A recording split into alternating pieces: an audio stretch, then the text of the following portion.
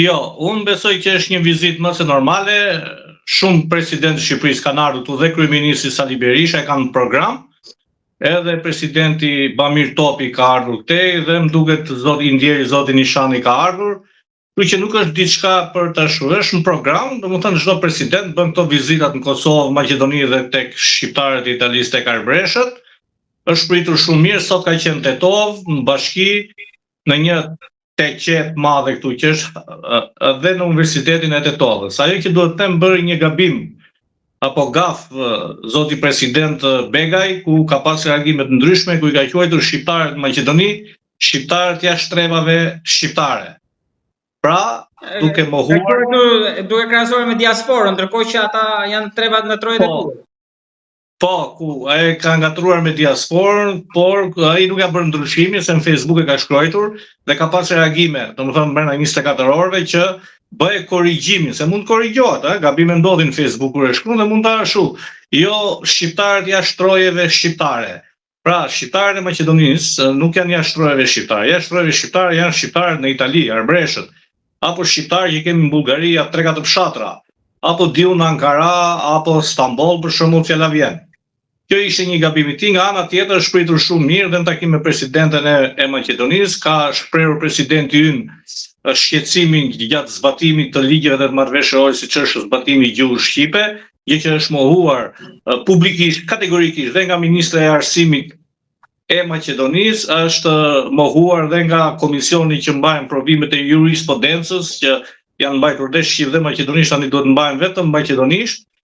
Unë e kam thënë dhe më parë që VMRO-ja kur vjen tregon forcën e saj të ekstremiste, duke i nënçmuar shqiptarët. Fajin e kanë edhe deputetët shqiptarë në Maqedoninë e Veriut, të cilët janë përçam, shohin interesat e tyre personale apo janë dhe vasal të pushtetit maqedonën sistemi, prandaj ndodhin këto që ndodhin. Pra, tek ajo që dhe ju keni shkruar, keni postuar edhe në rrjetet sociale që duket se shkoi shkurtur kur po e kërkojnë Aliun. Gjithmonë do të them, disa linja kishte më shumë pushtet dhe më shumë autoritet. Ndërsa tashmë në rastin e provimit të jurisprudencës, u duk sikur babai i Vlenit ishte Mickovski, ndërkohë që nuk u përfill fare as nga ministri i tij, pra ka humbur peshën. Do të them këtë që BDI-ja, domethënë 8 vitet e fundit apo 6 vitet e fundit pushtetit të saj tregovi një tamam atë që duhet luajë rolin në mbrojtjen e identitetit shqiptar, në avancimin e shqiptarëve, nuk them se shqiptarët kanë ato që duhet i kenë në Republikën e Maqedonisë së Veriut, do të them këtë gjë që shqiptarët kanë qenë më mirë në zbatimin e ligjeve të gjuhës shqipe gjatë kohës së Titos 74, 88 apo 85, kanë qenë ku gjuha shqipe dhe flamuri shqiptar ishte i barabartë me gjuhën maqedone dhe flamurin maqedone në gjithë territorin e Republikës të Maqedonisë së Veriut. Pra, nëse do i bëjmë një krahasim gjatë kohës së Titos, që ishte gjallë Titoja, gjuha shqipe dhe flamuri shqiptar këtu ishte zyrtar si në Shqipëri, ishte dhe më i mirë, domethënë ligjet. Por faji ngelet tek ne, faji ngelet edhe tek heshtja e vazhdueshme dhe serviliteti i Tiranës, i deputetëve të Shqipërisë që nuk ngrenin zërin për shkeljen e drejtave të njeriut, paktën brenda kornizave që i lejojnë ligjet ndërkombëtare, edhe Shqipëria është se ka problem, se ka hallet e veta, që dhe këta kanë mbetur jetim, se tek e fundit duhet edhe pak presion nga Tirana rreth këtyre kryetarëve të bashkisë, sepse gjuha shqipe, aty sa thjesht zbatohet në Republikën e Maqedonisë së Veriut, paktën në komunat që udhëheqin shqiptarë, për shembull mes Tetovës, ti i ke dyqanet vetëm në gjuhën maqedonase tek maqedonasit. Pse atëherë? Dhe kryetari i bashkisë po të doj, zoti Kasami, me një ligj që zbaton ligjin, tabelat në dyqane duhen dy gjuhë, dyqanet janë brenda apo bileta autobusit brenda linjës së brenda Tetovës, që është ndërmarrje e komunës së Tetovës, është vetëm maqedonisht dhe ai mund të thotë s'mundet kështu. Pra faji është tek ne, e them dhe një herë, sepse jam 25 vite këtej, që maqedonasit i zgjedhin shumica shqiptar të jenë lojal dhe mos e them atë që anti-shqiptar. Duhet të them, është e rëndë, por janë i zgjedhin me anti-shqiptar. Ende elementi patriotik shqiptar që mbron dinjitetin kombëtar nuk ka arritur të hyjë thellë brenda në strukturat shtetërore të Maqedonisë. Këta e ruajnë shumë shtetin me ligje. tu ka shqiptar intelektual të aftë, me grada shkencore që janë shpallur non grata brenda strukturave dhe institucioneve shtetërore të shtetit. Pra, imagjinoni të ketë shqiptar i lindur këtu 200-300 vjeçar, profesor, doktor, e ka të ndaluar të punojnë në për ministrit e ndryshme, në institucione shtetërore. Pra, ky është shteti këtu. Provimi duket sikur u harrua, po tani më duket sikur tek nisma për ndryshimin pra tek arsimi i lartë, ka si synim edhe mbylljen e universiteteve shqiptare. VMRO-ja ka një qëllim, shkatërimin e çdo gjë shqiptare dhe çdo arsimi shqiptar. Çështja është sepse ata sulmojnë, mbrojnë vetëm duke shkelur shqiptarët. Çfarë bëjnë tanët? Nëse tanët që janë qeveri do kishin pak dinjitet kombëtar, duhet ta praktikisnin qeverinë. Dhe mund t'i thoni, urdhoni, thoni. Shteti është juaj, bëni çka doni. Na lini rehat neve. Këtë gjë e ka bërë Kosova, ku praktikisën institucionet shtetërore në Kosovë. Mani mend kur në vitet 90-të që praktikisën gjithë institucionet dhe universitetet në Kosovë që ishin, të Serbisë që i komandonte, në Kosovë i praktikisën. Dhe këta duhet i praktisin. Shqiptarët e Maqedonisë kanë gjendje ekonomike që privatisht mund të rezistojnë shumë vite. Dhe nëse praktikisën institucionet shtetërore duke shkelur ligjet e gjuhës shqipe, duke shkelur dinjitetin kombëtar tëndin këtu brenda shtetit që është shtet formues ti, bën atë gjë që jep trondit e këtij shteti. Se është një shtet i brisht. Për 24 orë Maqedonia ekonomikisht përbëhet, politikisht, gjithçka dhe ushtarakisht. Nuk është një shtet që themi që pretendojmë neve është i fortë. Është i brisht. Në krahasim me Shqipërinë është shumë i brisht në krahasim me Kosovën. Nuk kanë ekonomi, kanë borxhe të mëdha, 2-3 miliardë euro borxhe që në prill duhet t'i kthejnë rreth 700 milionë euro që duhet t'i kthejnë. Nuk kanë. Me zor i mbrin pagesat në datat që shtyhen pagesat e rrogave shtetërore të administratës.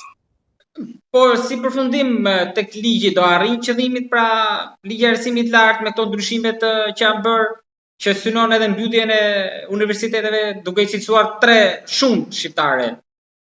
Apo do ketë hasnë rezistencë? Po ta shikoni, ligji ka ekzistuar në gjuhën shqipe dhe universitetet. Ata duan ta prishin, shqiptarët po e mbrojnë. Pra, gjithë kjo luftë do bëhet që ne të shkojmë pikërisht në pikën 0, mos kemi zhvillim.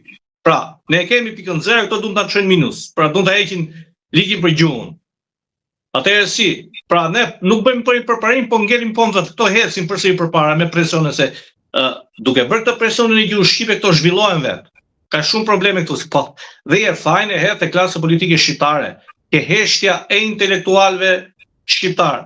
Pra, përveç gazetarëve në Tetov, të cilët bën një akt normal, një akt që i hoqin mikrofonat ministres, të tjerë pse duhet trinin afër asaj? Duhet largoheshin edhe rektori i universitetit dhe profesorët e universitetit, duhet largoheshin ta boshisin sallën, i thonin ne nuk pranojmë këtë formë.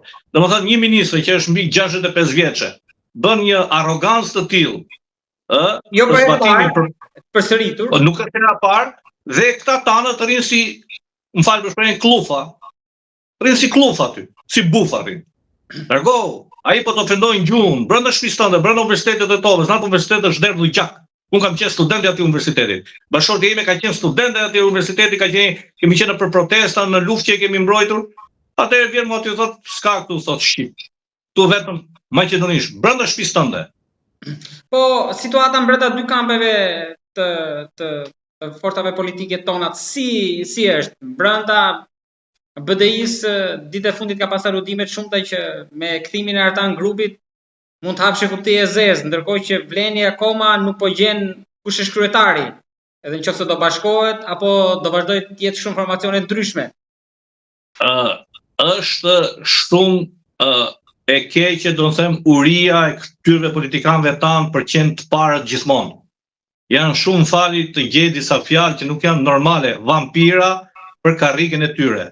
Vleni do të jetë me 2 kryetarë paralel, me ja 5 nënkryetar, me ja 5 sekretar, domethënë një karrige secili, dhe pjesa e BDI-s për çdo gjë Artan grupi nuk është se do bëj diçka. Artan grupi nuk duhet të kërkojë rreth parë sepse nuk ka bërë asnjë shkelje ligjore. Ai ligj që ai akuzohet është votuar nga qeveria, pra duhet hyrë në burg nga kryeministri, gjithë ministrët, pastaj duhet i vijë rradha zotit grupi. Pra dhe ato ngritin një proces falso që ta nënçmonin. Çështja është që shqiptarët këtu për 5 vite ose dhe më shumë janë prishur ekuilibrat e partive shqiptare brenda faktorit politik shqiptar. Nuk do kemi më faktor politik të shqiptar të shëndosh për 5 vite apo për 10 vite. Do me thënë siç kemi pasur dikur PPD-n, PDSH-n dhe BDI-n. Do i kemi shqiptarë në 7 parti me nga 2-3 deputet. Kjo është tragjike dhe nuk është problem. Ja u thash, këtu janë të uritur për karrige vetvete. Do me thënë e shkelin këto njeriu në tyre që ai tjetë në një post karrikes. Janë interesant dhe politikanët tu janë zgjedhur me konkurs shumica të jenë njerëz të paaftë dhe njerëz që vijnë nga kategoria e nivelit të ulët intelektual dhe familjar. Të flasim kjo është traditë intelektuale, nuk fillon shkalla që ngjitet. Këto janë brezi parë për shkakun që kanë diploma. Apo ne kemi deputet hoxhallar, apo kemi deputet që s'ka punuar asnjëherë, punë e parë ka bërë deputet. Domethënë 40 vjeç, 30 vjeç deputet. Domethënë asnjë. Edhe me diploma jo të merituara, diploma që janë ble ashtu si janë ble në për shumë universitete të botës që ka shiten. Pra nuk kemi njerëz të merituar. Për fatin e keq ka rënë niveli i ulët i përfaqësimit të shqiptarëve.